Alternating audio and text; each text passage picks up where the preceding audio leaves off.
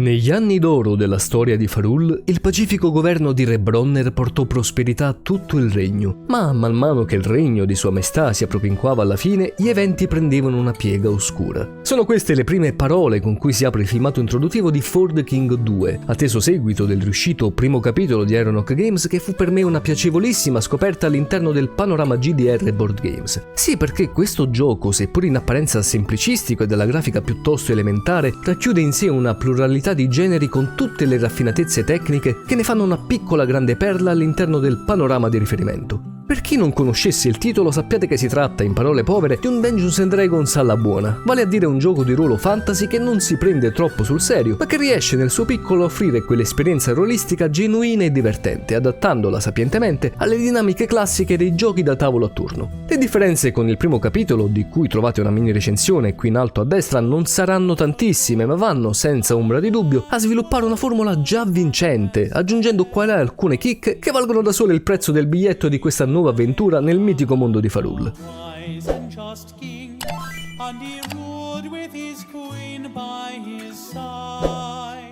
Così come ci viene spiegato dall'introduzione, accompagnata da un discreto doppiaggio in inglese, in seguito alle vicende del primo For the King, la regina Rosamund sembra essere impazzita. Se in passato era stata proprio lei ad accompagnare almeno nella narrazione il nostro party affinché vendicassimo il buon re, vittima dello stregone Vexor, questa volta ci vedremo infatti costretti a fermare i suoi abusi nei confronti del popolo di Farul. Ed ecco che ci troveremo fin da subito a creare il nostro gruppetto di avventurieri improvvisati, scegliendo tra un buon numero di classi, di cui potremo sbloccarne altre nel corso dell'avventura, elementi estetici ed equipaggiamenti iniziali. Ed è qui che subentrano due delle novità forse più importanti di For the King 2. La prima è la possibilità di allestire un party di 4 personaggi ed eventualmente giocatori se giochiamo in multiplayer, anziché di 3, come accadeva nel primo capitolo. La seconda è che potremo scegliere tra un ampio ventaglio di tratti, ovvero talenti per usare un vocabolario familiare agli amanti di Dungeons & Dragons, ed equipaggiamenti. Questi vari tipi di bonus saranno sbloccabili semplicemente giocando e andremo a sceglierli per ciascun personaggio prima di avviare ciascuna quest. Tra le classi iniziali non potevano mancare il classico fabbro o il cacciatore, così come pure lo studioso o l'erborista, ai quali si aggiungono new entries come ad esempio il pioniere o l'alchimista che sbloccheremo dopo un po'.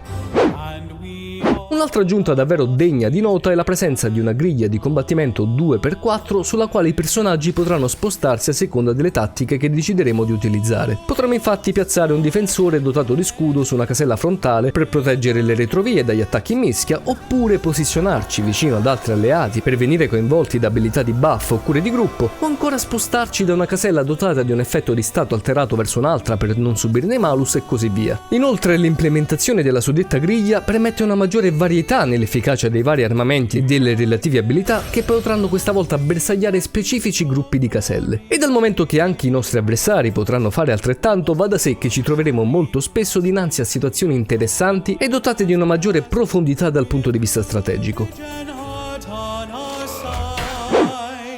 Una nuova interessante meccanica è rappresentata dall'introduzione dei seguaci, ovvero dei companions che possiamo ottenere in modo casuale tramite alcuni eventi delle missioni, oppure assoldandoli presso le varie cittadelle sparse per la mappa di gioco. Questi ultimi, per quanto sicuramente utili, agiranno tuttavia per il proprio conto durante le battaglie e non sempre in maniera intelligente, il che potrebbe rendere la loro presenza in campo addirittura frustrante in qualche occasione. Se avete giocato al primo For the King ricorderete le meccaniche delle pipe, ovvero degli oggetti dell'inventario che potenziavano le varie erbe utilizzabili. Ebbene, in questa nuova iterazione la loro meccanica è cambiata significativamente, non necessariamente in meglio, poiché sono state introdotte diverse varietà di queste ultime con diversi effetti e proprio per questo motivo non sempre interessanti. Al contrario, la meccanica del focus, ovvero l'utilizzo dei punti concentrazione che garantiscono una maggiore probabilità di successo alle nostre azioni, è rimasta pressoché invariata e a questo giro anche i nostri avversari avranno la possibilità di avvalersene. Le altre aggiunte di questo secondo capitolo sono molteplici e per lo più ben riuscite, come l'introduzione del galeone di terra che permetterà all'intero party di spostarsi ad unisono nella mappa di gioco,